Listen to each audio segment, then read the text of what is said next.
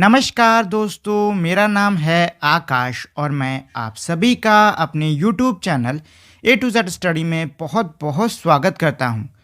और आज की वीडियो में मैं आपको पढ़ाऊंगा क्लास 6 इंग्लिश लिटरेचर में chapter number 2 how the dog found himself a new master. मतलब यह है कि कैसे कुत्ते ने स्वयं के लिए एक नया स्वामी ढूंढा। और इस वीडियो में आगे बढ़ने से पहले अगर आप लोगों ने अब तक इस वीडियो को लाइक, अपने दोस्तों के साथ में शेयर और मेरे चैनल को सब्सक्राइब नहीं किया है तो पहले तो आप लोग इस वीडियो को लाइक, शेयर और चैनल को सब्सक्राइब कर लीजिए। और अगर आप लोगों ने अब तक मेरे टेलीग्राम चैनल को ज्वाइन नहीं किया है तो जाके आप लोग उसको भी ज्वाइन कर लो, क्योंकि मेरे यूट्यूब चैनल पर जितने भी वीडियोज़ आते हैं उनका PDF आपको मेरे टेलीग्राम चैनल पर ही मिलेगा। और मेरे यूट्यूब चैनल और टेलीग्राम चैनल दोनों का नाम सेम है। Dogs were once their own masters and lived the way wolves do in freedom until a dog was born who was ill pleased with this way of life। इसका क्या मतलब है? इसका मतलब ये है कि जो डॉग्स थे यानी कि जो कुत्ते थे वो खुद के स्वामी हुआ करते थे। वो क्या थे? वंस देयर ओन मास्टर, यानी कि वो खुद के स्वामी हुआ करते थे। और जैसे भेड़िए अपने जीवन जीते हैं वैसे ये भी अपना जीवन जिया करते थे आज़ादी में। Until a dog was born, कब तक? जब तक एक ऐसे कुत्ते का जन्म नहीं हुआ who was ill pleased with this way of life, जो कि इस प्रकार के जीवन से खुश नहीं था। He was sick and tired of wandering about by himself, looking for food and being frightened of those who were stronger than he। इसका मतलब क्या है? इसका मतलब ये है कि अब वो थक चुका था और बहुत तंग आ चुका था इस तरीके के जीवन से। किस तरह के जीवन से? खुद से भटकने, खाना ढूंढने और जो उससे शक्तिशाली हैं उनसे डर डर के जीने के जो जीवन था, इसमें एक कुत्ता तंग आ चुका था। He thought it over and decided that the best thing for him to do was to become a servant of the one who was the strongest than anyone on the earth, and he set out to find such a master। उसने काफ़ी सोचा, फिर उसने फैसला किया कि उसके लिए सबसे अच्छी चीज़ यही होगी कि वो किसी ऐसे का सर्वेंट, मतलब किसी ऐसे का नौकर बन जाए जो कि पृथ्वी पे सर्वशक्तिशाली यानी कि सबसे ज़्यादा ताकतवर हो। और ये सोचने के बाद में वो ऐसे ही मालिक की तलाश में निकल गया। ही वॉक्ड एंड वॉक्ड, वो चलता गया और चलता गया। And he met a kingsman of his, और फिर उसकी मुलाकात उसके एक किंग्समैन यानी कि एक रिलेटिव मतलब रिश्तेदार से हुई। अ बिग वुल्फ, जो कि बड़ा सा भेड़िया था। Who was as strong as he was fierce, और वो जितना ज़्यादा खूंखार दिखता था उतना ही ज़्यादा शक्तिशाली भी था। Where are you going dog, the wolf ask. भेड़िए ने पूछा कि कुत्ते तुम कहाँ जा रहे हो? I am looking for someone to take up the service with. कुत्ते ने जवाब दिया कि मैं किसी को ढूंढ रहा हूँ जिसको मैं अपनी सर्विसेज ऑफर कर सकूँ, मतलब जिसके अंडर में काम कर सकूँ। Would you like to be my master wolf, और फिर वो कहता है कि क्या तुम मेरे स्वामी बनना चाहोगे भेड़िए? I don't see why not, the wolf said. भेड़िया ये कहता है कि भाई मुझे तो कोई परेशानी नहीं है, मैं तुम्हारा मालिक बन जाऊंगा। एंड दिस अग्रीड अपॉन, और वो इस बात पे राजी हो गया। The two of them went on together, उसके बाद दोनों साथ में गए। दे वॉक्ड एंड वॉक्ड, वो चलते गए और चलते गए। And all of the sudden, एकदम से, the wolf lifted his nose, कुत्ते ने अपनी नाक उठाई। स्निफ्ड, कुछ सूंघा। Darted quickly off the path, और रास्ते से अलग भागकर। एंड इनटू द बुश, मतलब रास्ते से अलग हट के वो जल्दी से भागा और पास की झाड़ियों में जाके छिप गया। And crept deeper into the forest, और जंगल में काफ़ी अंदर चला गया। The dog was much surprise, ये देख के जो कुत्ता था बहुत ही आश्चर्यचकित रहा। What comes over you master, उसने कहा कि मालिक आपको क्या हो गया है? What have frightened you so much, आपको इतना किस चीज़ ने डराया है? Can't you see there's a bear out there and he might eat up both of us, you and me. जो भेड़िया है वो कहता है क्या तुमको दिख नहीं रहा है? वहाँ पर एक भालू है, और अगर वो भालू हम लोग को देखता है तो हो सकता है वो हम दोनों को, तुम्हें और मुझे, खा जाए। Seeing that the bear was stronger than the wolf, ये देख के कि भालू जो है वो भेड़िए से ज़्यादा शक्तिशाली है। The dog decided to take up service with him, कुत्ते ने फैसला किया कि अब वो किसके अंदर काम करेगा, अब वो भेड़िया कह रहा हूँ, अब वो भालू के अंडर काम करेगा, मतलब कि अपनी सर्विसेज, अपनी सेवा अब वो भालू को देगा। And he left the wolf, और फिर उसने भेड़िए को छोड़ दिया। एंड आज the bear to be his master, और फिर उसने भालू से पूछा कि क्या वो उसका मालिक बनेगा। द बेयर अग्रीड, भालू जो है वो फटाफट इस बात को मान गया। एंड सेड, और उसने कहा let's go and find a herd of cow, और उसने किसने, भालू ने कहा कि चलो चलते हैं और गायों के झुंड को ढूंढते हैं। आई विल किल अ काऊ, मैं एक गाय को मारूंगा। And then we can both eat our fill, और उसके बाद हम दोनों अपना पेट भर के उससे खाएंगे। They walked and soon saw a herd of cow, वो चलने लगे और जल्द ही उन्होंने एक गायों के झुंड को देखा। But just as they were about to come up to it they were stopped by a terrible noise, और जैसे ही वो आगे जा रहे थे, किस लिए भाई, शिकार करने के लिए आए हैं ना, तो शिकार करने के लिए तो जाएंगे, तो जैसे ही वो लोग शिकार करने के लिए जा रहे थे, एक बहुत ही टेरेबल, मतलब एक बहुत ही भयानक सी, बहुत ही खतरनाक सी आवाज़ ने उनको रोक लिया। The cow were moving loudly and running in panic in all the directions, जो गाय थी वो बहुत ज़ोर ज़ोर से मू मू आवाज़ कर रही थी और इधर उधर, मतलब अफरा तफरी में इधर उधर हर दिशा में भाग रही थी।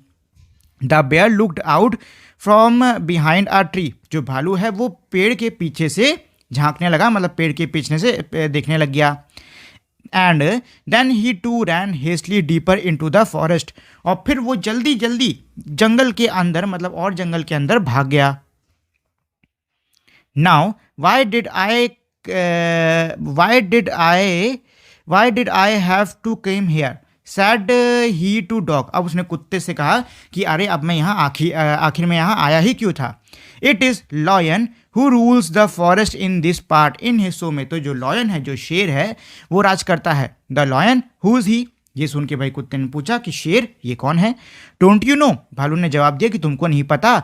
ही is the strongest beast on earth, वो पृथ्वी का सर्वशक्तिशाली जानवर है।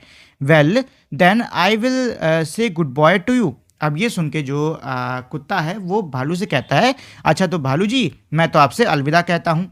आई want a master who is stronger than any one on the earth, मुझे एक ऐसा स्वामी चाहिए जो कि पृथ्वी पर सर्वशक्तिशाली यानी सबसे ज़्यादा ताकतवर हो। And off the dog went to ask the lion to be his master, और ये कहने के बाद में कुत्ता चला गया शेर से पूछने के लिए कि क्या वो उसका स्वामी बनेगा। The lion agreed to it, जो शेर था वो मान गया।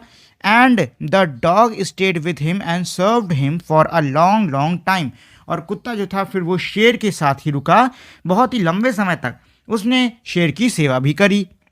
It was a good life, जीवन बहुत ही अच्छा था। And he had nothing to complain of, और उसे किसी भी चीज़ की कोई शिकायत नहीं थी। For there was no stronger beast in the forest than the lion, क्योंकि वहाँ पर जंगल में शेर से ज़्यादा शक्तिशाली कोई जानवर नहीं था।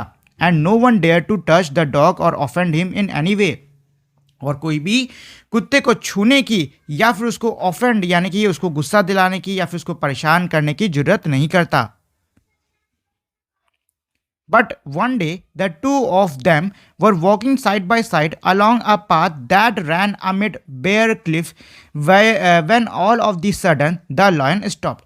एक दिन की बात है, मतलब ये कह रहा है कि लेकिन एक दिन की बात है जब दोनों एक साथ एक रास्ते से जा रहे थे जो कि एकदम नंगी पहाड़ियों के, मतलब नंगी घाटी के बीच में था, तो वहाँ एकदम से जो शेर है वो रुक जाता है।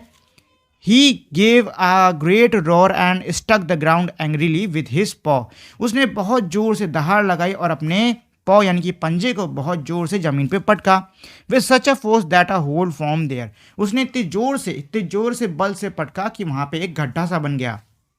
Then he began to back away very quietly. फिर वो चुपचाप धीरे धीरे पीछे हटने लगा। What is it, master? Is anything wrong? asked the dog surprised. कुत्ते ने आश्चर्य से पूछा कि क्या हो गया मास्टर, मतलब मालिक क्या हुआ, क्या कोई परेशानी है। I smell a man coming this way, the lion said. शेर ने ये कहा कि मुझे एक आदमी की गंध आ रही है इस ओर आते हुए। We better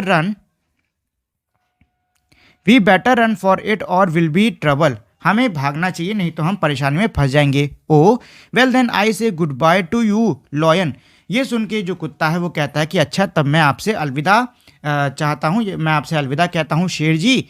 I want a master who is the stronger than any one on earth. मुझे ऐसा स्वामी चाहिए जो कि पृथ्वी में सबसे ज़्यादा ताकतवर हो। And off the dog went to join the man. और जो कुत्ता था वो इंसान को ज्वाइन करने के लिए, मतलब इंसान के साथ जुड़ने के लिए चला गया। ही स्टेड विद हिम, वो इंसान के साथ रहा। एंड सर्व्ड हिम फेथफुली, और उसने पूरी ईमानदारी के साथ में जो इंसान है उसकी सेवा करी। This happen long long ago, ये बहुत पहले हुआ था। बट टू दिस डे, लेकिन आज के दिन तक, the dog is man's most loyal servant. जो कुत्ता है वो आज के दिन तक इंसान का बहुत ही वफादार सेवक है। And knows no other master, और उसका कोई और स्वामी भी नहीं है, मतलब वो किसी और स्वामी को नहीं जानता है, सिर्फ और सिर्फ इंसान की वो सेवा करता है। तो ये तो हो गया इस पूरे चैप्टर का अर्थ। अब चलिए मैं आपको इस पूरे की एक समरी बता देता हूँ, उसके बाद हम लोग क्वेश्चन आंसर पढ़ लेंगे। तो ये जो हमारा चैप्टर है इसमें एक कुत्ते की बात की जा रही है। इसमें ये कह रहे हैं कि जो कुत्ते हैं वो पहले आज़ाद हुआ करते थे, जैसे भेड़िए रहते थे वैसे ही कुत्ते भी रहा करते थे। लेकिन फिर एक कुत्ता आया जिसको कि इस प्रकार का जीवन जीना बिल्कुल अच्छा नहीं लगता था, जिसको कि बिल्कुल भी अच्छा नहीं लगता था कि वो अकेले ही घूमे फिरे, खाने की तलाश करे, और जो उससे ज़्यादा ताकतवर है उससे डरता रहे। तो इसीलिए उसने सोचा कि भाई क्यों ना एक ऐसा मास्टर, मतलब एक ऐसा स्वामी ढूंढा जाए जो कि पृथ्वी पे सर्वशक्तिशाली है, जिसके लिए काम करके कुत्ते को कोई भी परेशानी नहीं होगी। और ये सोच के वो चला गया अपने स्वामी की तलाश में।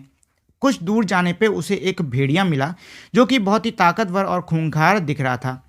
उस भेड़िया ने कुत्ते से पूछा कि कुत्ते तुम कहाँ जा रहे हो। तो कुत्ते ने उसको बताया कि भाई मैं तो अपना, मतलब मैं एक मालिक ढूंढ रहा हूँ अपने लिए, क्या तुम मेरा मालिक बनना चाहोगे। तो भेड़िया ने कहा हाँ ठीक है, मैं तुम्हारा मालिक बनूंगा। उसके बाद ये दोनों थोड़ा आगे चले ही थे कि एकदम से जो वुल्फ है, जो भेड़िया है, वो अपनी नाक से कुछ सूंघता है और फिर झाड़ियों में तेजी से बिलबिला के भाग जाता है और अंदर जंगल में घुसने लग जाता है। ये देखकर जो कुत्ता है बड़ा आश्चर्यचकित होता है। वो पूछता है कि भेड़िया जी क्या हो गया, ऐसे क्यों भाग रहे हो। तो भेड़िया कहता है कि तुम्हें वो भालू नहीं दिख रहा है, वो भालू हम दोनों को शायद खा जाएगा, मतलब ख़त्म कर देगा। अब भाई कुत्ता तो निकला था नए मास्टर के लिए, और उसको कैसा मास्टर, मतलब कैसा स्वामी चाहिए था। उसको ऐसा स्वामी चाहिए था जो कि सबसे ज़्यादा ताकतवर है। तो वो समझ जाता है कि भाई जो भेड़िया है ये भालू से ज़्यादा ताकतवर नहीं है, ये भालू से डरता है। इसीलिए वो भेड़िए से अलविदा कहता है और चला जाता है भालू के लिए काम करने के लिए। भालू जो है वो भी मान जाता है। फिर दोनों आगे जाते हैं और भालू कहता है कि चलो मैं अभी एक गाय का झुंड ढूंढता हूँ और फिर हम लोग गाय पूरा अच्छे से, मतलब पेट भर के खाएंगे। ये लोग जाते हैं और थोड़ी दूर बाद इनको एक गायों का झुंड मिल भी जाता है। लेकिन जैसे ही जो भालू है ये उनको पकड़ने के लिए, शिकार करने के लिए जाने वाला था, तभी एकदम से बहुत ज़ोर ज़ोर से मूँ मूँ की, मतलब गायों की बहुत ही आवाज़ें आती हैं और अफरा तफरी मच जाती है और गाय हर तरफ भागने लग जाती है। ये देखिए जो भालू है वो एक पेड़ के पीछे छिप जाता है और फिर वहीं से छिपे छिपे देखता है और फिर कहता है कि अरे मैं यहाँ पे आया ही क्यों था। इन जगह, मतलब जंगल के इस हिस्से पे तो शेर का राज चलता है। अब ये जो कुत्ता है ये पूछता है कि भाई शेर कौन है। तो भालू बताता है कि शेर जो है वो जंगल का सबसे ताकतवर जानवर है। ये सुनते जो कुत्ता है वो भालू को भी अलविदा कहता है और चला जाता है शेर के पास काम करने के लिए। जो शेर है वो मान जाता है, मतलब शेर कहता है कि ठीक है, अच्छा तुम मेरे साथ रह सकते हो, तुम मेरे लिए काम कर सकते हो। ऐसे ही बहुत सारे दिन बीत जाते हैं। जो कुत्ता है बहुत ही खुश था शेर की सेवा करके। उसे खूब खाने पीने को मिलता और कोई भी उसको परेशान नहीं करता। ऐसे ही कई दिनों तक चलता रहा। लेकिन जब एक दिन ये और शेर एक क्लिफ, यानी कि ऊंची जगह को हम क्लिफ कहते हैं, वहाँ से गुजर रहे थे, तभी एकदम से शेर बहुत तेज से दहाड़ा और बहुत तेज उसने ज़मीन पे अपने पंजे को पटका और फिर वो धीरे धीरे पीछे हटने लगा। ये देख के जो कुत्ता था वो एकदम हैरान हो गया। उसने पूछा कि शेर से पूछा कि मालिक आप ऐसे पीछे क्यों हट रहे हो, क्या हो गया।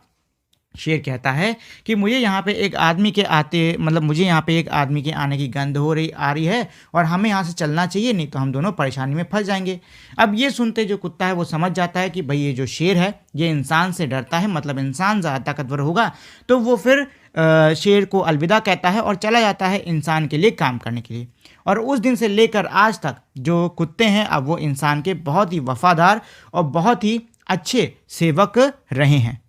तो ये हो गया पूरा पूरा चैप्टर। अब चलिए इसके क्वेश्चन आंसर पढ़ लेते हैं। इसमें पहला क्वेश्चन है, why did the dog feel the need for a master. मतलब यह है कि कुत्ते को एक स्वामी की ज़रूरत क्यों महसूस हुई। तो इसका आंसर हो जाएगा because he was tired of wandering alone looking for food and getting frightened by those who were stronger than him, so he decided to have a master. मतलब क्या है, क्योंकि जो कुत्ता है वो थक चुका था, तंग आ चुका था ऐसे अकेले घूमने से और अपना खाना ढूंढने से, और जो उससे ताकतवर है उनसे डर डर के, इसीलिए उसने ये सोचा कि भाई अब वो एक मास्टर यानी कि एक स्वामी को ढूंढेगा जो कि उससे इन सब से बचाए। अगला है who did he first chose as his master, यानी कि उसने पहले अपने मालिक के रूप में किसे चुना। Y did he leave that master, और उसने उस स्वामी को क्यों छोड़ा। तो इसका आंसर होगा the dog first chose a wolf as his master but when he found out that the wolf was afraid of bear he left him. मतलब यह है कि कुत्ते ने पहले भेड़िए को अपने मास्टर यानी कि स्वामी के रूप में चुना, लेकिन जब उसको पता चला कि जो भेड़िया है वो भालू से डरता है तो उसने उसको छोड़ दिया। Who did he choose next, उसने अगला किसको चुना। तो इसका आंसर होगा he choose the bear to be his next master, उसने भालू को अपने अगले स्वामी के रूप में चुना। अगला है why did he serve the lion for a long time, उसने शेर की सेवा लंबे समय तक क्यों करी। The dog serve the lion for a long time because there was no one more powerful and stronger than the lion in the forest.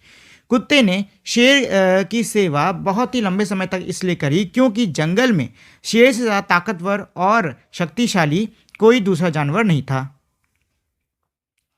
अगला क्वेश्चन है who did he finally chose as his master and why. मतलब यह है कि उसने अंत में किसको अपने स्वामी के तौर पे चुना और क्यों। तो इसका आंसर होगा the dog finally chose man as his master because the dog was convinced that the man was the strongest creature on अर्थ।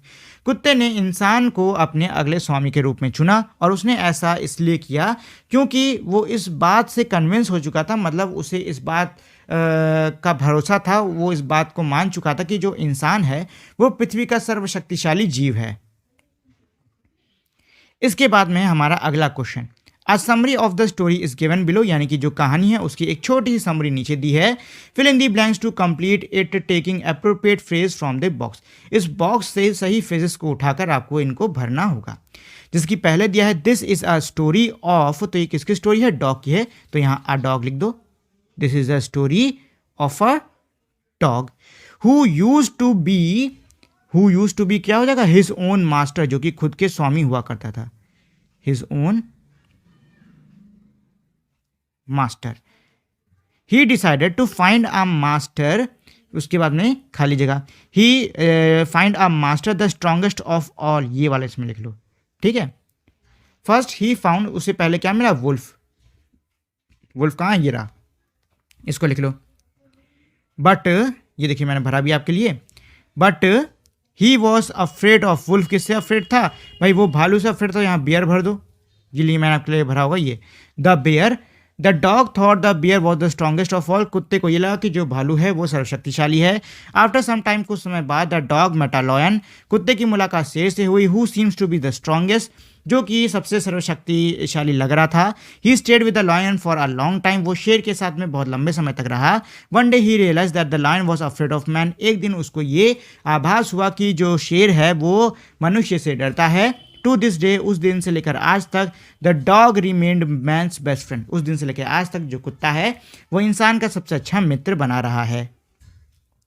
अगला क्वेश्चन है हमारा वर्किंग विथ लैंग्वेज। तो इसका पहला है each word in the box given below indicates a large number of, for example a herd of cow refers to many cows. अच्छा, देखिए इसमें ये कह रहा है कि बॉक्स के अंदर जो वर्ड दिए हुए हैं वो हमारे पैक या फिर बहुत ज़्यादा संख्या में किसी चीज़ को दर्शाने के लिए किया जाता है। जिसकी एग्जाम्पल के लिए कह रहा है heard of cow, heard of cow यानी कि गायों का झुंड, ठीक है। तो ये जो वर्ड है हर्ड, ये किसके लिए इस्तेमाल करते हैं, बहुत सारे गायों के लिए इस्तेमाल करते हैं। ऐसे ही आपको यहाँ से ऊपर शब्द उठाने हैं और नीचे उनको लगाना होगा, ठीक। जैसे कि शिप, तो भाई शिप्स, फ्लीट लगा लो, ठीक है। फ्लावर, बंडल लगा लो या बंच ऑफ फ्लावर लगा लो, दोनों से कुछ भी लिख सकते हो इसमें आप लोग, ठीक। तो ऐसे आपको करना है। जैसे कि ये देखिए fleet of ship, bunch of flower, a brood of chicks, herd of cattle, bundle of sticks, flock of sheeps, school of fish और पैक ऑफ वुल्व्स।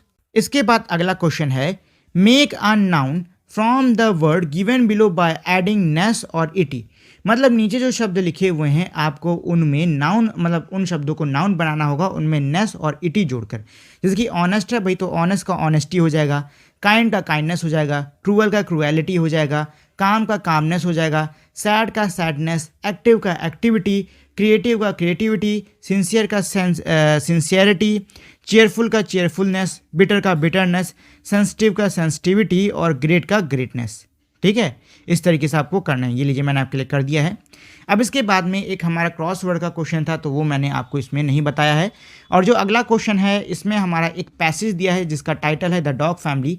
पहले तो आपको इस पैसेज को पढ़ लेना है, उसके बाद में इस पैसेज से जुड़े हुए हमारे जो क्वेश्चंस हैं ये आपको करने हैं। तो पहले आपको पैसेज पढ़ना होगा।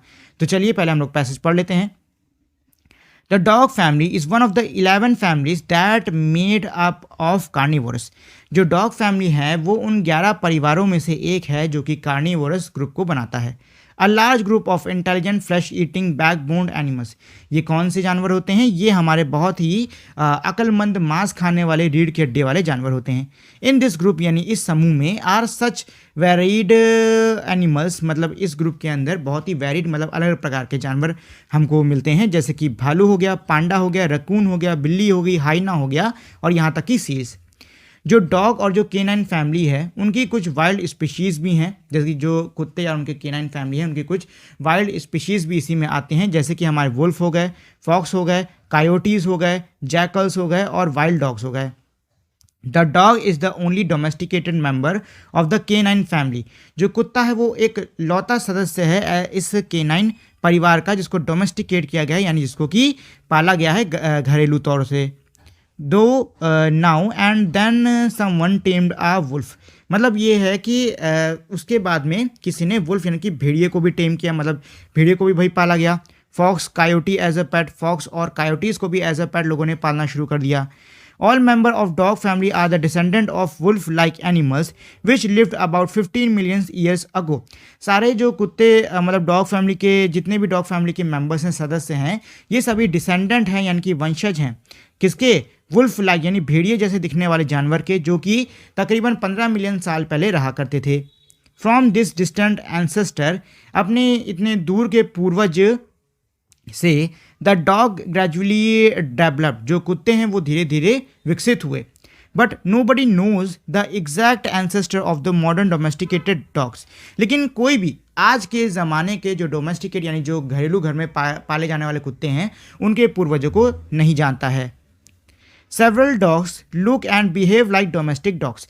कई सारे जो जंगली कुत्ते हैं वो पाले हुए जो पालतू कुत्ते हैं वैसा बिहेव करते हैं। द डिंगो और wild dog in Australia is one of these. Australia में पाए जाने वाले जो वाइल्ड डॉग डिंगो है वो उनमें से एक है। It is possible that dingo was tamed dog brought to Australia long ago which they then ran wild. हो सकता है, मतलब इसमें ये कह रहा है कि ऐसी संभावना हो सकती है कि डेंगो जो है वो एक टेम यानी कि एक पाला हुआ कुत्ते की कोई ब्रीड हो जो कि ऑस्ट्रेलिया लाई गई, लेकिन फिर वो ऐसे ही खुला घूमने लग गया, मतलब जंगल में ऐसे ही घूमने लग गए और उनकी जंगल की पूरी मतलब जंगली जानवरों की प्रजाति हो गई अलग से। Dog were the first animal tamed by the human perhaps 20,000 years ago. Dog were मतलब डॉग जो है वो पहले जानवर ऐसे पाले माने जाते हैं जिनको कि इंसानों ने टेम किया था तकरीबन 20,000 साल पहले। Tame dogs were brought from tame dogs were brought from Asia to new world 5,000 और मोर ईयर्स अगो। जो टेम यानी कि जो पाले हुए कुत्ते हैं वो एशिया से नई दुनिया लाए गए 5,000 साल पहले या फिर उससे कुछ साल पहले। Dogs were first used for hunting. कुत्तों का इस्तेमाल पहले हंटिंग यानी कि शिकार करने के लिए किया जाता था। तो ये हो गया पैसेज। अब चलिए हम लोग इसके क्वेश्चन आंसर कर लेते हैं।